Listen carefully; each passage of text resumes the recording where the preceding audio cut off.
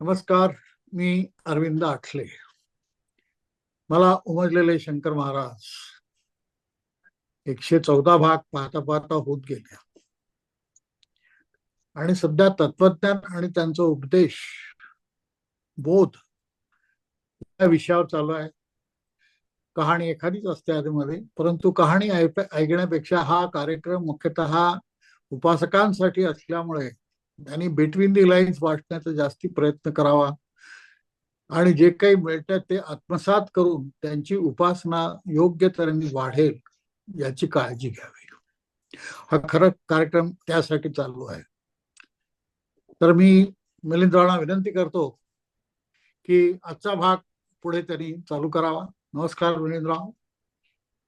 नमस्कार सर्वांना, माझा नमस्कार आणि सद्गुरू श्रीमंत श्री शंकर महाराजांच्या चरणी साष्टांग दंडवत घालून आजच्या कथनाला सुरुवात करूया. तत्पूर्वी काका, तुम्हालाही माझा नमस्कार.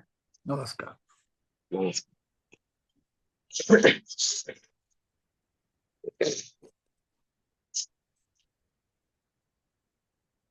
महाराजांनी जो बोध केलेला आहे,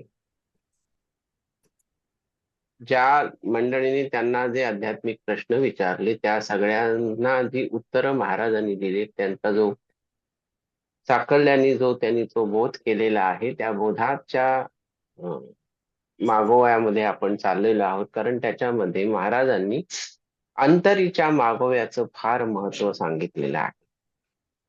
तुमच्या मनाची तपासणी तुम्हीच करा असं महाराज जेव्हा सांगतात, तेव्हा आपण जो प्रश्न विचारत असतो आपल्याच मनाला की सुख शांती समाधान मला कधी मिळणार, तेव्हा महाराजांनी ह्या एका प्रश्नाच्या उत्तरापासून हा बोध करायला सुरुवात केली.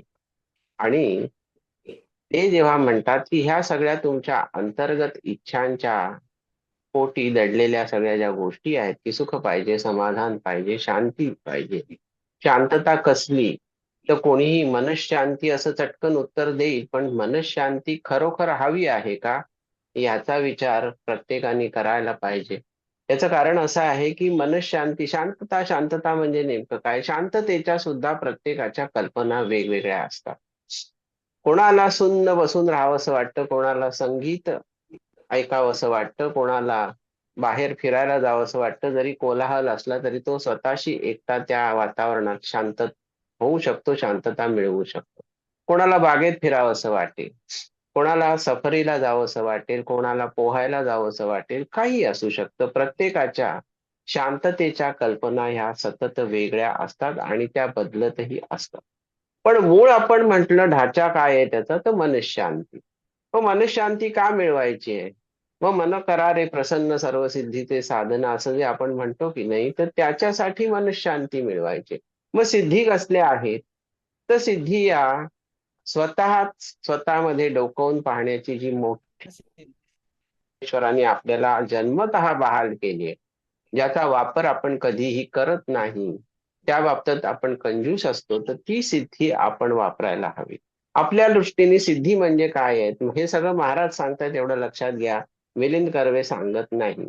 तर ह्या सिद्धी ज्या आहेत ते महाराज म्हणतात, तुमच्या डोक्यामध्ये सिद्धी या गोष्टींच्या कल्पना काय आहे की सिद्धींच्या वापराने मी सर्वसामान्य मनुष्याला जे जे काही करता येणं अशक्य आहे ते ते मी करू शकतो. क्षणात इकडच्या वस्तू तिकडे, तिकडच्या वस्तू इकडे. क्षणात अन्न निर्माण केलं, मग ती सोन्याची भांडी असो, काय असतो. हा शेवटी एक लक्षात घ्या, वास्तविक परमेश्वरांनी सिद्धी ज्या निर्माण केलेल्या आहेत त्यांच्या अंगी हे सामर्थ्य असेलही, पण आपल्या मनाचं प्रक्षेपण, ते अन्न जर सिद्धीने आणून दिलं तर ते सोन्याच्याच भांड्यात असतं, हे मनाचं प्रक्षेपण आहे.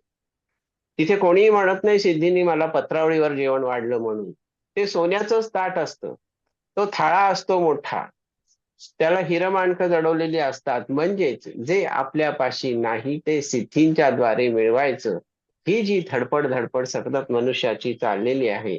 आणि मग त्यासाठी प्रयत्न करणारी मनुष्य जमात आहेच की. काही टक्के लोक ह्याच्या मागे लागलेली आहेत. आणि जेव्हा काही टक्के लोकांना, त्यातल्या सुज्ञ काही टक्क्यांमधल्या सुज्ञ लोकांना जेव्हा हे लक्षात येतं ना की ज्या सिद्धी मला मिळालेल्या आहेत त्या सिद्धींचा मला आता काही एक उपयोग नाही, उपयोग नाही म्हणण्यापेक्षा त्या सिद्धींच्या प्रयोगाने मी माझी वाट अध्यात्मात जी चालू आहे वाटचाल तीच खुंटवणारे कुठेतरी. डॉक्टर धनेश्वरांचं उदाहरण आपण घेतलंय. महाराजांनी त्यांना अष्टसिद्धी दिल्या होत्या, पण त्याचा आपल्याला काही एक उपयोग नाही हे जेव्हा धनेश्वरांच्या लक्षात आलं. कारण सिद्धींचा पिताच जर मुळी आपल्या सर्वस्वाला वेढून बसलेला असेल तर सिद्धींची गरज काय आहे आपल्याला? मग जो पिता आहे त्याला जर अंगीकारायचे तर ह्या बाकीच्या गोष्टींची गरजच काय? ती महासिद्धी आहे ना. आणि ती महासिद्धी जरी असली तरी परमेश्वरांनी जरी महाराजांची प्राप्ती होवो न होवो, परमेश्वरांनी काय सांगितलेलं आहे की तुम्हाला जन्मतः प्रत्येकाला मी एक सिद्धी दिलेली आहे आणि ती सिद्धी म्हणजे स्वतःच्या अंतरंगामध्ये डोकवायची, स्वतःच्या आत्मारामाला ओळखायची, स्वतःमधल्या चैतन्याची ओळख करून घ्यायची. ही सिद्धी तुम्हाला अवगत आहे, त्याच्यासाठी कुठलीही अभ्यास करायची गरज नाही, ती सहजगत्या प्राप्त आहे. मग तिचा वापर करणार कधी? देह पडल्यावरती या गोष्टीचा वापर होऊच शकत नाही हे जेव्हा परमेश्वरांनी सांगितलंय. कारण देह हे साधन आहे, देह हे माध्यम आहे, हे आपण अनेक वेळा पाहिलेलं आहे. मग आता याच्यामध्ये जर आपण विचारपूर्वक आचरण केलं तर काय होईल? महाराजांनी सांगितले ना की मनाचं सूक्ष्म अवलोकन करताना विचारपूर्वक आचरण करणं फार महत्वाचं आहे. तर निश्चितच विचारपूर्वक आचरणाने वैचारिक क्रांती होते आणि आयुष्यामध्ये आमूलाग्र बदल होतो. तुम्ही स्वतःला कर्तुम कर्तुम शक्ती मानू नका, पण वैचारिक शक्तीचे धनी आहात तर त्या विचारांना वेगवेगळ्या आयामातनं फिरवून आणून सुद्धा वन पॉइंटेडनेस एक केंद्रित केल्यानंतर तुम्हाला असं लक्षात येईल की त्याचंही वेगळ्या प्रकारे आपल्याला आचरण करणं आवश्यक आहे. मग त्या आचरणापोटी तुम्हाला काय सापडतं? आयुष्यामधला फार मोठा बदल तुम्हाला घडवता येतो आयुष्यामध्ये प्रत्येकाला. हे सिद्धी प्रत्येकाला साध्य आहे. आणि लक्षात घ्या, तो आयुष्यात घडणारा आमूलाग्र बदल म्हणजे सत्याच्या शोध कार्याची ती पहिली पायरी असते. सत्य सत्य सत्य कुठे आकाशात दडून बसलंय का? नाही. सत्य हे अंतर्बाह्य तुमच्याच अंतरंगात आणि बाह्य रंगामध्ये दडून बसलेलं आहे. मग त्याला आपण सत्य म्हणजे काय? तर सत्य म्हणजे जर आपण परमेश्वर स्वरूप मानलं तर अंतिम सत्य काय आहे? तर अंतिम सत्य म्हणजे मृत्यू आहे. आणि अंतिम सत्य त्याच्याही पलीकडचं काय आहे? तर मोक्ष आणि मुक्ती आहे. पण मोक्ष आणि मुक्तीच्या गप्पा करायच्याच कशाला? अंतिम सत्य जर मृत्यूपर्यंत घेऊन जात असेल आणि मृत्यू हेच जर अंतिम सत्य असेल तर विचारपूर्वक आचरणाने ते आयुष्य उजळून टाकणं आपल्या हातात नाहीये का? मग ही सिद्धी आपण वापरायची कधी? आणि हे जेव्हा आपल्या लक्षात येतं की सत्याच्या शोधकार्याची जी पहिली पायरी आपल्या हातात येते तेव्हाच त्याच क्षणी मनुष्य आत्मबोधावर येतो. आणि त्याच क्षणी त्याला आत्मबोधावर आल्यानंतर काय होतं? आत्मबोध आत्मबोध म्हणजे काय? ही आत्म्याचं स्वतःच्याच अंतरंगाचं शिक्षण आहे. तो बोध आपला आपणच करून घ्यायचा. त्याची वाट कुठे जाते? प्रत्येक वेळेला आपण नेहमी सांगतो ध्यानाच्या प्रगाढ अवस्थेमध्ये ती वाट घनघोर अरण्यात ध्यानाच्या घुसून जाते. मग तिथे जो आत्मबोध होईल त्यालाच त्याच वेळेला त्याच क्षणी त्या आत्मबोधाच्या क्षणी आत्मसाक्षात्कार घडेल. आणि मग आत्मसाक्षात्कार घडणं म्हणजे काय? तर महाराज म्हणतात तसं खुद को समजना. मुझे वही जानता है जो खुद को समजता है. तो आत्मसाक्षात्कार हेच म्हणजे स्वतःला समजून घेणं आहे, स्वतःला उमजून घेणं आहे. आणि त्याच वेळेला स्वतःला समजताना उमजताना आपल्या सद्गुरूंना म्हणजे श्री शंकर महाराजांना उमजून घेणे आहे. मला उमजलेले शंकर महाराज हे ह्या वाटेने जात असत. हे विवेचन किंवा हा विषय ह्या वाटेने जातो की तो आत्मबोध आणि त्याच्यानंतरचा आत्मसाक्षात्कार. मग तिथेच तर उमजतं की आपल्याला सगळं. मग खुद को समजना म्हणजे मला स्वतःला मी ओळखलंय का? तर महाराजांनी जो सवाल केलेला आहे त्या पद्धतीने जर आपण आपल्याला आत्मबोध आणि आत्मसाक्षात्काराच्या वाटेवरती आपण स्वतःला ओळखत असू तर मग आपण म्हणायला हरकत नाही की खरोखर मी शंकर महाराजांना ओळखतो. मुझे वही जानता है जो खुद को समजता है. कुर्बान करी भी सब दौलत तो भी सवाल अधुरा.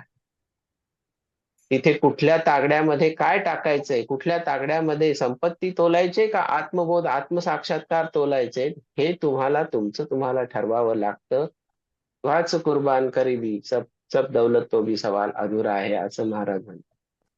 मग एक लक्षात की ह्याच्यामधलं आणखीन एक उदाहरण आपण बघूया, की काही लोकांचं कसं असतं की अतिशिक्षण म्हणजे अतिविद्वत्ता त्यांना फार प्रिय असते आणि अतिशिक्षणाने आणि शिक्षणापासून वंचित राहण्यामुळे अतिशिक्षणामुळे आणि शिक्षणापासून वंचित राहण्यामुळे आयुष्याचं नुकसानच होत. आत्मबोध नाही मिळत तिथे, तर असमाधान मिळत असत. आता एक उत्तम उदाहरण याच्यामधलं आपल्याला सांगता येईल की आईन्स्टाईन, अल्बर्ट आईन्स्टाईन सगळ्यांनाच माहिती आहे. त्याचे सिद्धांत, त्याचं सगळं विज्ञान तत्वज्ञान हे सगळं आपल्याला माहिती आहे. अल्बर्ट आईन्स्टाईनला एकदा विचारलं गेलं की बाबा रे, तू ह्या जन्मात आईन्स्टाईन म्हणून जन्माला आलास, हे तो म्हणतो मला कुठे माहिती होतं की मी अल्बर्ट आईन्स्टाईन म्हणून जन्माला येईन. जगताने मला डोक्यावर घेतलं ती गोष्ट वेगळी आहे, पण तोपर्यंत, जोपर्यंत जगाने मला डोक्यावर घेतलं नव्हतं तोपर्यंत मी आईन्स्टाईन आहे हे मलाच स्वतःला पत्ता नव्हता. मला तेव्हा कळलं. मग आता ते म्हणाले, तुला तेव्हा कळलंय की तू आईन्स्टाईन आहेस, तुझ्यासारखी बुद्धिमत्ता फार कमी आढळते कुठे, या म्हणजे फारच रेअर आहे सगळी ही गोष्ट. तर तुला पुढचा जन्म, जर तुझा पुनर्जन्मावरती विश्वास असला आणि नसला तरी आम्ही प्रश्न विचारतो की तुझा त्या दोन्ही गोष्टींवर विश्वास असू दे नाही तर नसू दे, पण जर का समजा तुला पुढचा जन्म मिळाला तर तुला परत आईन्स्टाईनचा जन्म घ्यायला आवडेल का? त्यांनी 2 क्षण विचार केला. शेवटी तो विचारवंतही होता, नुसताच वैज्ञानिक होता असं नाही, विचारवंतही होता. मग आईन्स्टाईननी जेव्हा विचार केला तेव्हा त्यांनी एक मार्मिक उत्तर दिलं की तुम्ही काय प्रश्न विचारलाय मला, की तुमचा पुनर्जन्मावर विश्वास आहे किंवा नाही, किंवा असला आणि नसला तरी आमच्या प्रश्नाचं उत्तर द्या. तर तो म्हणला, माझा पुनर्जन्मावर विश्वास आहेही आणि नाहीही, पण जर तुमच्या प्रश्नाला धरून मी जर उत्तर द्यायचं म्हटलं आणि जर पुनर्जन्म मी मानला तर मला पुन्हा अल्बर्ट आईन्स्टाईनचा जन्म नको. का नको म्हणाले, की या जन्मात एवढं सगळं भोगलेलं आहे, एवढं सगळं जागतिक कीर्ती भोगलेली आहे, तुला परत ते भोगायची इच्छा नाहीये का? नाहीये म्हणाले. मग म्हणे, तुम्हाला काय व्हायचंय पुढच्या जन्मामध्ये? तो म्हणाला, काही नाही, मी कापडाला ठिगळं लावणारा सुद्धा व्यवसाय स्वीकारायला तयार आहे. मी कोणाचे तरी बूट शिवायचा व्यवसाय स्वीकारायला तयार आहे. मी कुठेतरी कोणाच्या हाताखाली हेल्पर म्हणून काम करायला तयार आहे. पण मला अल्बर्ट आईन्स्टाईनचा जन्म नको. म्हणजे इथे लक्षात घ्या, अतिशिक्षणाने सुद्धा किंवा अतिबुद्धिमत्तेने सुद्धा जसं नुकसान होतं, तसं अतिशिक्षणाने अतिबुद्धिमत्तेने आईन्स्टाईन सारख्या प्रज्ञावंताला हे वास्तव उमगतं की ह्या सगळ्या कीर्ती साम्राज्यामध्ये काही एक अर्थ नाही. मग सर्वसामान्याच्या पोटी जन्म घेऊन सर्वसामान्य व्यवसाय स्वीकारून जर मला परमेश्वराप्रती जायचा मार्ग सुकर होत असेल, मोकळा होत असेल, तर तो मी का स्वीकारेन? म्हणजेच त्याच्या वैचारिक संपदेची लेव्हल काय असू शकते हे आपण लक्षात घेतलं पाहिजे. आईन्स्टाईनचं हे उदाहरण आहे. आणि लक्षात घ्या की विचारवंत किंवा शैक्षणिक पात्रता फार असलेले किंवा अतिशिक्षण घेतलेल्यांप्रती ब्रह्मचैतन्य गोंदवलेकर महाराज काय म्हणत असत, की नारळातलं पाणी जितकं गोड तितकी खोबऱ्याला चव कमी. एका वाक्यात सार सांगितलं. अतिशिक्षणाने काय होतं आणि त्याचं व्हाईस वर्सा केलं तर शिक्षणापासून वंचित असल्यानंतर काय होतं. एका नारळाच्या उदाहरणातनं ब्रह्मचैतन्यांनी हे उत्तर दिलेलं आहे. मग एक लक्षात घ्या, जेवढी विद्वत्ता जास्त तेवढी निष्ठा कमी. कारण विद्वत्ता ही अहंकाराच्या गळ्यात माळ घालून मिरवत असते कायम. विद्वत्ता ही अहंकाराला पती म्हणून स्वीकारते. विद्वत्तेला चिकित्सा आवडते, कल्पनांचं साम्राज्य आवडतं. त्यामुळेच विद्या विनयेन शोभते हे सुभाषित पुस्तकातच राहते. मग हे सगळं असताना अंतरंगाच्या अवलोकनासारखा अभ्यासासारखा अभ्यास नाही, अंतरंगाचं अवलोकन करण्यासारखा अभ्यास नाही. मग तो अभ्यास करायला काय हरकत? जीवन तात्काळ बदलण्याचं असीम सामर्थ्य त्या अभ्यासात आहे. आपल्याकडे काय असतं, महाराज म्हणतात तसं, की आपल्या प्रत्येक कृतीमध्ये अपेक्षा आणि स्वार्थ दडलेला असतो. म्हणजे कुटुंबासकट आपलं जे सगळं सोशल सर्कल आहे, मित्रमंडळी आहे, त्या प्रत्येकाकडनं आपली काही ना काहीतरी बारीकशी तरी काय असेना अपेक्षा असते. काही ना काहीतरी त्यांच्याकडनं हवं असतं. ते काही प्रत्येक वेळेला काही रुपया पैशांची गड्डी हवी असते अशातला भाग नसतो. अनेक गोष्टी असतात. आपण अपेक्षांचं ओझंच आपल्या डोक्यावरती वाहून चालत असतो नेहमी, आणि ते माथ्यावरचे जड झाले ओझे जेव्हा होतं ना, तेव्हा मग त्या अपेक्षांचा जेव्हा भंग होतो, तेव्हा मनाच्या ठिकऱ्या उडतात. का? कारण तू अपेक्षांचं एवढं जे ओझं डोक्यावर बाळगलं होतंस, त्यांनी तुझं मनच मुळी असं संकुचित वृत्तीमध्ये आलेलं आहे, की हा माझ्यासाठी हे करेल, तो माझ्यासाठी ते करेल. माझी बायको माझ्यासाठी हे करेल, माझा नवरा माझ्यासाठी हे करेल, माझी मुलं हे करतील, माझे सासू सासरे करतील, आई वडील करतील. कितीतरी अपेक्षा आपण कुटुंबाकडनं बाळगत असतो. निरपेक्ष आणि निस्वार्थी कोणीही नसतो. मग हे जेव्हा आपण लक्षात येतं, की अपेक्षा आणि स्वार्थासाठी तुम्ही इतरांना मदत करता असं महाराज म्हणतात. अपेक्षा आणि स्वार्थरहित मदत कोणाचीच नसते. आम्ही तुला आता मदत केली, तेव्हा तू कधीतरी आम्हाला मदत करशील. कोणाचा कधी कसा उपयोग होईल हे माहीत नसतं, म्हणून शक्यतो कोणाला तोडू नये असं आपल्याकडे म्हटलं जातं. हे सामाजिक नियम आहेत काही काही. प्रत्येकालाच ते पटतील अशातला भाग नाहीये. मग आता एक लक्षात घ्या, की समाजकार्य करतो, दान धर्म करतो, कीर्ती प्रतिष्ठा मिळावी म्हणून अविरत धडपड करतो, आणि मग एक लक्षात घ्या, आपण दिलेल्या देणगीचं कौतुक आपल्याला हवं असतं. देणगी आणि दान हे इस हात दे उस हात ले या पद्धतीने ते द्यावं लागतं, की ह्या हाताचं त्या हाताला कळता कामा नये आपण किती कुठलं दान कोणाला दिलं. पण आपण जिथे दान करतो तिथे देणगी देतो, त्या देणगीची वाहवा अनेकांनी करावी अशी आपली अपेक्षा असते. इथे उदाहरणासकट स्पष्टीकरण द्या ह्या न्यायाने मी एक उदाहरण देतोय. छोटीशी ती कथाच आहे, पण ती कथा महाराजांच्या वेळेला घडलेली नाही, तर आजच्या काळामध्ये एक 5-10 वर्षापूर्वी घडलेली आहे. 10 वर्षापूर्वी असेल. आमच्या नात्यातल्या एक बाई होत्या. म्हणजे मोठ्या होत्या वयाने, त्यावेळेला सुद्धा त्या 70च्या वगैरे असतील. तर त्यांनी शेगावच्या मठामध्ये ₹1,25,00,000 देणगी दिली.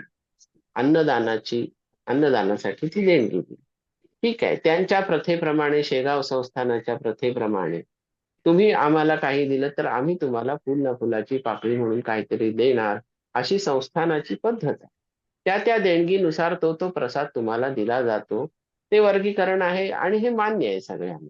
1,25,00,000ची देणगी दिल्यानंतर त्यांना सोन्याच्या पादुका शेगाव संस्थानकडनं मिळाल्या. तर त्या सोन्याच्या पादुकांची डबी मिळाली. आता ते सोन्याच्या पादुकांची डबी मिळाल्यानंतर जो काही हर्षवायू झालेला आहे, त्या हर्षवायूपोटी ते सगळे घरी आले. एकटीच बाई राहत होती, कोणी जवळ नव्हतं तिच्या. पण मग बाकीचा सामाजिक गोतावळा भरपूर जमा केलेला होता, की हाकेला अरे म्हणाल रे म्हणेपर्यंत 100 माणसं जमतील एवढा गोतावळा जमवला होता. कारण त्या पद्धतीने त्यांचं इतरांशी वागणं होतं. सौजन्याचं असेल, आपण म्हटलं ना स्वार्थ असेल किंवा अपेक्षा असतील, त्या पद्धतीने त्यांचं वागणं होतं इतरांशी. मग सगळीकडे तो बोलबाला डांगोरा झाला, की मी 1,25,00,000ची देणगी दिली, अन्नदानासाठी दिली आहे, आणि मला शेगाव संस्थानने ती सोन्याच्या पादुकांची ती डबी दिली छोट्या. मग त्यांची एक मैत्रीण होती, ती सदन होती, ती काय म्हणाली, नुसत्याच का पादुका ठेवतेस, मी तुझ्या शेगावच्या महाराजांना त्या पादुकांना मी चांदीचा देव्हारा करून देते. म्हणून मग त्या छोट्याशा डबीसाठी एवढूसा तो चांदीचा अतिशय सुंदर असा देव्हारा त्या बाईंनी त्यांना दिला. मग त्या देव्हाऱ्यामध्ये ती मूर्ती सॉरी त्या पादुका त्यांनी ठेवून दिल्या. पूजा वगैरे सुरू झाली. आणि नंतर मग अजब प्रकार सुरू झाला, की त्या कशा एकट्याच होत्या. मग त्या वेगवेगळ्या नातेवाईकांकडे जात असत. म्हणजे कोणाकडे 8 दिवस, 15 दिवस असं, कोणाकडे गणपती आहेत त्यांच्याकडे, कोणाकडे नवरात्र आहे त्यांच्याकडे, मग ह्या वेळेला शिमग्याला मी तुमच्याकडे आले वगैरे वगैरे पद्धतीने त्यांचं ते जाणं येणं होतं. संबंध ठेवले होते सगळ्यांचे. आता काय झालं, की जेव्हा जेव्हा मग तिथून त्यांच्या गावापासून दुसरीकडे मुंबईला जायचंय, पुण्याला जायचंय, कुठे आणखीन बेंगलोरला जायचंय, आणखीन कुठे जायचंय, तर सगळीकडे त्या नातेवाईकांकडे जाताना तो देव्हारा आणि त्या चांदीच्या पादुका असं ते सगळं व्यवस्थित गुंडाळून घेऊन जात असत. आणि अपेक्षा काय असायची, की मी हे तुमच्या घरी येऊन आलेली आहे, तर मी तुमच्या घराच्या उंबऱ्यामधनं आत यायच्या आधी माझ्या पायावर दूध पाणी घालावं, मग ती ते हातात घेणार बॅगेतनं काढून वगैरे सगळं असं. हे सगळं सुरू झालं. आणि मग ते घरामध्ये आल्यानंतर मग हे तुमच्या देवघरात ठेवा. आणि जो तुमच्याकडे रोज कोणी बाई असेल, पुरुष कोणी जो पूजा करत असेल, त्यांनी रोज त्याची पूजा करायची आणि त्याला तो एक वेगळा काहीतरी नैवेद्य दाखवायचा. असं सगळं वाढायला सुरुवात झाली. माझ्या घरी सुद्धा त्या आल्या होत्या तेव्हा हाच प्रकार दोनदा झाला.